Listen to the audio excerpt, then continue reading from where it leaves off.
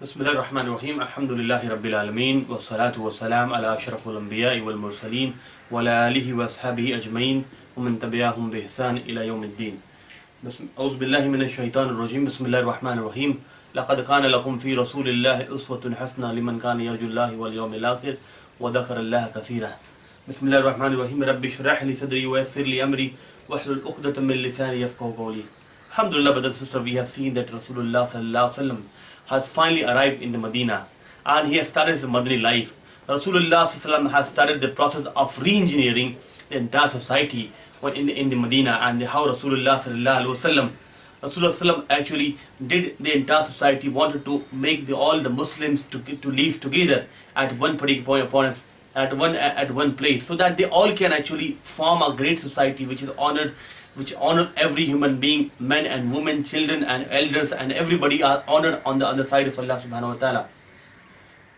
That society actually was a dream society, and the vision of Rasulullah sallallahu alaihi wasallam and the vision of the Sahaba and vision of the Islam is there in that society. And this is a very important point that we have to see, that the vision was not only carried by the Rasulullah sallallahu alaihi wasallam, but it was the divine message which the Rasulullah sallallahu alaihi wasallam wanted to spread over there and wanted to tell the people. Divine message is a divine message which the Rasulullah sallallahu alaihi wasallam wanted to spread and wanted the people to follow that divine message, so that everybody actually gets in the path of the welfareness, of the justification, honesty and dignity, and all live together with their great bonding, and the society is a well-nourished society, and the justice prevail on the earth for everyone, whether the poor or rich or poor, men, woman, child, elder, and everybody. So that was the Rasulullah sallallahu alaihi wasallam goal and aim. But we know that the Rasulullah sallallahu alaihi wasallam, those people those wanted to help Rasulullah sallallahu alaihi wasallam, they came from the Makkah and were living in the Medina. And there were two group of people. One group of people was actually the Ansar, and one group of people was the Muhajirin. And the Ansar and Muhajirin were living together at that particular time. And it was very important that we have to see that how the Rasulullah sallallahu alaihi wasallam established the brotherhood among them at the house of the Anas bin Malik. Now it was the time that Rasulullah sallallahu alaihi wasallam, when something was brewing up, and Rasulullah also signed the pact, the treaty with the Jews. All these news and all the activities were washed across the Arab, and the Mushrikeen were keeping the close eye on these activities of the Rasulullah sallallahu alaihi wasallam. They were constantly sending the message of threat to the Rasulullah sallallahu alaihi wasallam and the companions, that we are going to struck you with the great war, we are going to destroy you, we are going to kill you. And even they sent a message to the Abdullah bin Ubay, who was the supposed leader of the Aus and Khazraj. They sent a letter that if you do not expel the Muhammad sallallahu alaihi wasallam, or if you do not help us against him, we will strike you with our great enemy, and the people will come and strike you over there. That was actually a message which the Rasulullah, the Mushrikeen sent to the Abdullah bin Ubay bin Salul. And he was there. Abdullah bin Ubay Salul, he apparently became Muslim, but from inside he was a non-Muslim from the inside, and he was a munafiq. Those who the Quran also said that about the munafiqeen, that innal munafiquna ad-darku asfala min an-nar, that munafiqeens are going to be at the lowest level of the hell. So that was the munafiqeen were there, and they were actually munafiqeen were developing one group of people of munafiqeen, the Abdullah bin Ubay bin Salul. He was developing a kind of people, those who will apparently be in the favor of Muslim, but they will be against the non-Muslims. They will be against the Muslim, but they will be in the favor of the non-Muslims from the backyard. And the Rasulullah sallallahu alaihi wasallam was also fearful. On the one hadith it says, Amma Aisha says that one night the Rasulullah sallallahu alaihi wasallam feared that someone from the loyal companion would come to protect him during the night. So Sa'd bin Abi Waqqas radiyallahu anhu came in the night and protected Rasulullah sallallahu alaihi wasallam, unless and until Allah subhanahu wa ta'ala revealed the verses that Wallahu ya'simuka minan nas, that Allah will protect you against the people. With the revelation of this revelation, the Rasulullah sallallahu alaihi wasallam got content, and he was satisfied in the heart, and the peace prevailed in his heart, that he said that, okay, now I am not going to worry about this thing, I am not worried much about the things, and Allah is going to protect me from the people. So the Rasulullah sallallahu alaihi wasallam was protected from the people, And now also during the same fight, how long the Muslims, how long? See, the war is not something, the fight is not which is desirable, something which is at the end, which is the nothing left in between. That's the fight actually. The fight takes place when nothing is left in between between the people. That is very important, that the fight is something not very desirable, but it happens automatically. And the Muslims were oppressed in the Medina. They were fearful. They were not having any kind of. They were like oppressed people, and they were always like at the at the threat of being victimized. And Allah subhanahu wa ta'ala was looking at the situation, and Allah subhanahu wa ta'ala ordered gave the permission to the Muslim that أُذِنَ لِلَّذِينَ يُقَاتِلُونَ بِأَنَّهُمْ ظُلِمُوا وَأَنَّ اللَّهَ وَإِنَّ اللَّهَ عَلَى نَصْرِهِمْ لَقَدِيرٌ. That the Muslims are now given the permission to fight the people, those who fight against them and those who try to oppress them. That was the entire scenario of the things which was over there. So the Muslims are now given the permission. Now Rasulullah sallallahu alaihi wasallam, to compensate for the loss of the Muslims which they suffered, all the Muslims suffered during the entire time. Rasulullah sallallahu alaihi wasallam started sending few independent expeditions, like in the company of the few Sahabas, to to watch out for the movement of the Quraysh from that particular, because the Medina was in between the route to the trade, in between the trade route to the Syria. So Medina was in between to the trade route to Syria, and that was something which was actually one incoming. So Rasulullah sallallahu alaihi wasallam had a close watch that he can actually attack on the caravan passing through that, and can get some booty from there, because it was necessary, because and Rasulullah sallallahu alaihi wasallam also instigated and encouraged the Sahaba to go over there, and those who had lost everything, they left everything in the Makkah and came to Medina. So voluntarily Rasulullah encouraged them, but did not force anyone to go over there. So three expedition actually started. The first was about the Saiful Bahar. In that, Rasulullah sallallahu alaihi wasallam sent the Hamza bin Abdul Muttalib in the company of almost about 30 immigrants were there, those who went to take on the caravan, 300 caravans which were passing from there over. But the caravan actually left over. And then Rasulullah, so many pre-Badr expeditions were carried out, the missions were carried out.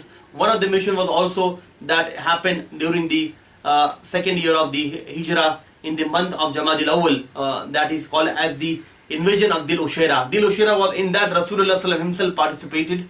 That he went in such, he got a news that the Abu Sufyan is passing from the trade route, and he is filled with a lot of the money and dinars, and the stuffs are filled with that caravan. And Rasulullah almost 150 to 200 helpers went over there, but the caravan had already passed. This was the same caravan which, while returning back from the Syria, and then escaped, but unfortunately the Battle of Badr took place. Also, the one more pre-Badr mission was over there, that was called the Nakhla mission. In that Nakhla mission, Rasulullah sallallahu alaihi wasallam sent the Sahabi Abdullah bin Jahash, and gave him the letter that asked him to open the letter after 2 days when he passes from the Medina. And he opened the letter. Rasulullah sallallahu alaihi wasallam in that letter wrote to watch out for the caravans passing from that route and do nothing over there. But when the Abdullah bin Jahash, along with his the companions, when they saw a wealthy caravan passing from there over, he actually filled with the foodstuffs and dinar and all, he attacked on that, and that was the month of Rajab actually. And one person from the called the Amr was killed in that in that mission. And being the month of Rajab, killing someone in the month of in the sacred month was nothing desirable, and the Quraysh took this opportunity, started accusing and blaming the Muslim that the violating the rules of the sacred month. So Muslims actually at that particular time, they Rasulullah sallallahu totally disapproved this particular act and told them not to do this. But Allah subhanahu wa ta'ala said that it is better they do what they are doing actually is much graver, much heinous than what the Sahabas have did. Now after this, all the mission, the Muslims were living in Medina, and the Rasulullah was given the protection and given the permission to fight. And now also few expeditions, we have seen the mission started in between. Now the Rasulullah sallallahu alaihi wasallam, we have seen at the mission of Dil Ushaira, the Rasulullah sallallahu alaihi wasallam went to take on the caravan. But when the caravan was, Rasulullah was constantly looking for such kind of people, those who were coming in that way. And Rasulullah sent the people to watch out for that. And when he got the news that the caravan is coming, again the same caravan is returning back, the Rasulullah took almost about 300 people, and roughly about 300 to 317 people got along with the Rasulullah sallallahu alaihi wasallam and went to the place of the in sort of that caravan, but they could not get the caravan. The caravan actually got escaped. When they got ready, Rasulullah got ready with his entire military of 300 to 317, and the Abu Sufyan was the leader who was coming back from the trade of Syria. That caravan was filled with lot of the bounties were there, and that was filled with a lot of the wealth. Abu Sufyan was also very alert and cautious. He got the news that the Rasulullah Muhammad sallallahu alaihi wasallam is planning to attack this caravan. He got in the news, and he got the news that Rasulullah is planning to attack this caravan. He hired one person from the Ghafari, the tribe of Ghafari, Amr al-Ghafari, and sent the news to the Makkah that the Muslims are now planning to attack us. And when they got the news, the people got furious that how the Muslims are trying to destroy us, loot us, they're trying to loot us. So they got the news, and they got the news of this particular act.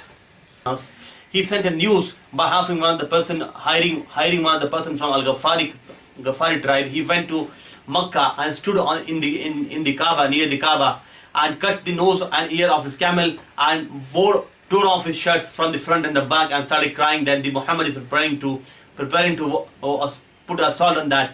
By hearing this particular noise and the news, they almost about the cavalry of almost 1,000 to 1,300 people gathered to fight against the Muslim. In that, they all started that they will take the revenge, will teach them the lesson that how can these like shepherds are applying to attack us, they have no rights, they are not in worthy status, and so on and so forth. The cavalry of almost about 1,000 to 1,300 people, they started to march towards the battle, towards the Maqam of the Badr, to attack the Muslims. Now the Muslims were also prepared. Muslims were none other than only almost about 300 to 217 Muslims were there, and they were not having any kind of armors, they were not well prepared acquainted to fight with the mushrikeens. They did not went in with the intention to fight, to have a very big battle to take place. Rasulullah sallallahu alaihi wasallam did not want big battle to take place. He only went for a small smash and to compensate for the losses which the Muslims had suffered in the Makkah. So he took with no intention to fight such a big battle. So Muslims were not prepared. Even the only 300 Muslims went because all other people did not feel to go there, because they did not feel in the need to go in that position. In that particular 300 to 217 people, almost 86 muhajirs were there, and almost 61 men, 60 men from Aus and 170 from the Khazraj people were there. And that was not 70 camels were there, and 2 to 3 horses were there. That's how the entire cavalry was there for the Muslims. Now you can see the Muslims were not well acquainted because they did not went to war to fight with the mushrikeens. And here, after learning about the news from the Quraysh, from the Abu Sufyan, the cavalry of the battalions of the mushrikeens, the polytheists, well prepared with all kind of war instrument which they wanted to have, all kind of armors they had the sword, they had the camel, they had the horses, they had food stuff to sustain for the months and months. So they all well prepared were there. Now Abu Sufyan was also a very smart person. He instead got the news and learned about the fact that the Muslims are approaching him. He took another route from the Red Sea area, and he safely escaped the caravan. And he also passed the news that we are safe. There is no need for the people to come and protect me. I have taken my caravan from the another route, and we are safe. But Abu Jahl, out of atrocity and atrocity, he said that no, we will go and teach lesson. We will go and teach lesson to these shepherds, to Muslims, that they will not do such kind of activities in the future. And he said that we will go there and we'll make the festive for the 3 days. They will stay 3 nights in between in the Badr, and then they will come back. But now, after learning about the fact that the caravan is safe, the camps of the mushrikeen were divided. Now, a person from Bani Johara, the Bani Johara, in spite of the Bani Johara, the tribe of Bani Johara, that his leader Al-Akhnas bin Shuraik, he opted to go out of this particular troop, and one did not participate in the battle of the Badr. So almost they went back. Now they were only left with the 1,000 people were there to fight with the Muslim. Now 317 on this side of the Muslim and 1,000 on the side of the Mushrikeens were there. So they were all. Now even now the people, the Muslims did not want to fight, but now difficult situation has arrived with such kind of situation that the Mushrikeen, the polytheist army was in front and the Muslims were here. Now they cannot, the situation arrive and reach to the point they cannot avoid it. Now the Rasulullah ﷺ had to consult the Muslim that what to do. Now Rasulullah ﷺ consulted the Muslims. Abu Bakr first pledged to support the Rasulullah ﷺ. Then Umar radiyallahu anhu supported, and then people sought the advice from the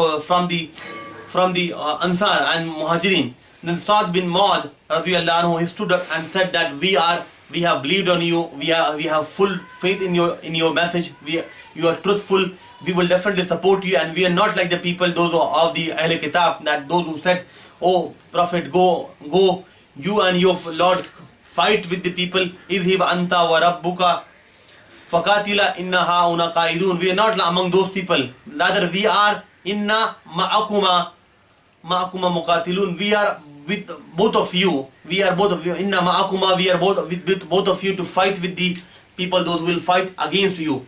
So the Rasulullah ﷺ consulted the Sahaba that what to do in scenario, because they were not here for the war, and everybody agreed that now we are ready to sacrifice our life for the cause of Islam, for the cause of the truth. Now Rasulullah ﷺ did the survey of the Mushrikeen's army, and the survey was conducted that how many people were there and how many people are here or over there, and everything, and he took all the precautionary measures that were necessary during the war. And one of the Sahabi, Sa'd bin Mu'adh, he actually suggested that we make a trellis for the Rasulullah ﷺ in which he can sit, and if we are victorious, that is good, but if we are not victorious, Rasulullah ﷺ can go back to Medina, and because there are people, those who love Rasulullah ﷺ more than we love him, so that Rasulullah ﷺ can go back to Medina and leave and prepare for and propagate his message with those people. So trellis was built for the Rasulullah ﷺ. Now on the final day, Allah subhanahu wa ta'ala also sent, a day before the final war battle took place, Allah subhanahu wa ta'ala sent the rain, and that helped the Muslim to attain purity, and their heart was filled with the peace and peace, and their heart filled with the peace, and it got strengthened, and they can attain the paki and everything what wanted. Now Rasulullah sallallahu alaihi wasallam, now the two armies actually come in front of each other. Now we can see that on the almost 17th of Ramadan, the month of Ramadan was there, and the two armies got with each other. The first person to come out from the tribe of the Mushrikeen was Al-Aswad bin Abdul Asad al-Makhzumi, and he was killed by the Hamza radiyallahu anhu.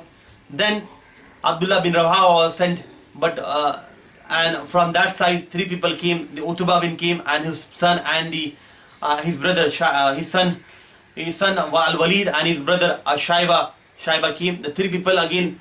The first Aswad al-Makhzumi was killed by Hamza radiyallahu anhu, and then 3 people came from the Utbah, Shaiba, and the Al-Walid. And then Rasulullah ﷺ sent the Abdullah bin Rawaha. They said, we do not have to do anything with you, because we do not want to fight with you, we want to fight with our relatives. So Rasulullah ﷺ sent the Hamza radiyallahu anhu, Hazrat Ali radiyallahu anhu, and one more person was sent, Ubaidah bin Harith was sent to fight with them. They all were saved, and all three mushrikeen were killed in the first fight between the mushrikeen and the Muslims. Now the open battle started. Allah subhanahu wa ta'ala finally gave the victory to the Muslims. In the entire battle, almost about, Allah subhanahu wa ta'ala sent the angels also were sent. Allah subhanahu wa ta'ala sent the angels to help the Muslims, for the help of the Muslims. When the shaitan, the Iblis, while the mushrikeens were coming for the Makkah, they feared for the Banu Bakr that they can come from the back and they can attack us. But shaitan, Iblis, in the guise of the Suraka bin Malik, he came in the guise and said, nobody will attack you, I'm assuring you all, you can go. And when the Iblis, he was along with the mushrikeen, when he saw the angel descending from the heaven, he ran away that I am not with you all on this day. I seek the refuge of Allah. So he went away. The entire battle has been described in the Quran, in the Surah Al-Anfal, is dedicated to the Battle of Badr. Allah subhanahu wa ta'ala completely described the situation that occurred during that battle is totally described in the Surah Al-Anfal in the Quran. And now the assault started. The Muslim and mushrikeen started fighting openly. 70 mushrikeen were killed in this battle and only 14 Muslims were killed. Now it's very important, we can see that how at one of the battle which took place, on how the casualty which occurred in this battle is very minimum, and the battles which we see nowadays, the battles are not fought with the soldiers to today's. At that time the battle was fought between the soldiers, but now we can see the civilians are being killed. That is not what Islam teaches or what any religion will teach us. Neither Judaism will teach us, nor Christianity. No religion will ever teach to fight with the civilians. Now we can see in Syria and Iraq, Afghanistan and all, Pakistan and across the globe, the civilians are killed for no reason. That is not what Islam teaches and what is expected from the people. So war should be between the soldiers, that is allowed, but it should be between the soldiers and not with the children, not with the women, not with the civilians, not with the trees, not with the houses, not with the structures that is there in the city or at that place. So in that battle the casualties were very low. The Muslims became victorious, and many non-Muslims, the mushrikeens, were taken as a captive. And now also Abu Jahl was also killed. The two children, the Abdurrahman bin Auf says that the two children approached me, Ma'ad and Muawid, they approached me that where is Abu Jahl. I asked them that why do you want to see him? So they said that he abuses our Prophet. And these two children actually went and killed Abu Jahl, who was the staunchest enemy of Islam. And he was killed, and many big leaders of the Quraysh were killed in this battle. We can see the Utbah was killed, Shaiba was killed, Al-Walid was killed, Abu Jahl was killed, Naris bin Hadar was killed, Uqba bin Muhit was killed. They were taken as Naris bin... Then they were killed. Nazar bin Haris was taken as a captive. They were killed, and the Uqba bin Muhit was also taken captive. But the Rasulullah later ordered to kill both of them because they were the staunchest enemy and they can create a lot of the problems later on. So these two people were killed, and others captive, those who were taken. Rasulullah decided that almost the ransom was decided about from 1,000 to 4,000 dirham was decided. Ransom was decided, and those people, though they did not have the money to pay the ransom, they were asked to teach at least 10 children of the Medina to read and write. That was their ransom decided. In between that, those captives who were taken, there was a dispute between the Rasulullah and the Umar Farooq and the Abu Bakr Siddiq. When he consulted them what to do with these captives, the Umar advised that we should kill them. But Rasulullah was on the view that we should not kill them, rather we can take the ransom and get them free. So that was actually what was decided in this. But later it was decided that we can take the ransom and then leave the people by taking the ransom. This is how the Battle of Badr took place, and Muslims were victorious. The news of the victory of the Muslims was passed to the Makkah, and they were totally out of harassment and out of shame. They were totally poured in the shame, and the confrontation which they happened between the Muslims and the Mushrikeens was really very disappointing for all the Mushrikeens, those who were there. And this was a total clear assault from the Allah subhanahu wa ta'ala, and Allah subhanahu wa ta'ala helped the Muslim to be victorious in this particular battle. Also the news of the Rasulullah sent the Abdullah bin Rawaha and Zaid bin Harisa to pass the news of the battle of the victory to the Medina, and the Medina, city of Medina, was totally in joy. The Muslims won this, and the booties of the spoils which were collected, it was distributed among the Muslims, those who participated in the war. This is how the Rasulullah sallallahu alaihi wasallam, when he was out of the fear, Allah subhanahu wa ta'ala granted him the permission that Allah will protect you. Wallahu yasimuka minan nas. Also, udhil lillazina yuqatiluna bi annahum zulimu.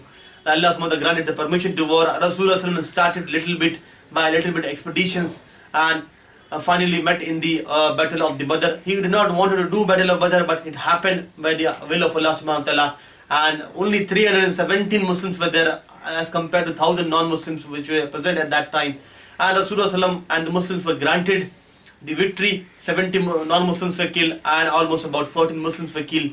Bounties were distributed among the people. And also one of the very important factors which happened about the educational part, which you can see, learn that Rasulullah sallam decided the ransom of the people that to teach Sharia, and this totally indicates the importance of education in Islam, that how important it is to teach our children. Then because the first verse revealed under Rasulullah sallam was about the Ikra bismi rabbikal ladzi khalaq, that read in the name of your Lord who has created.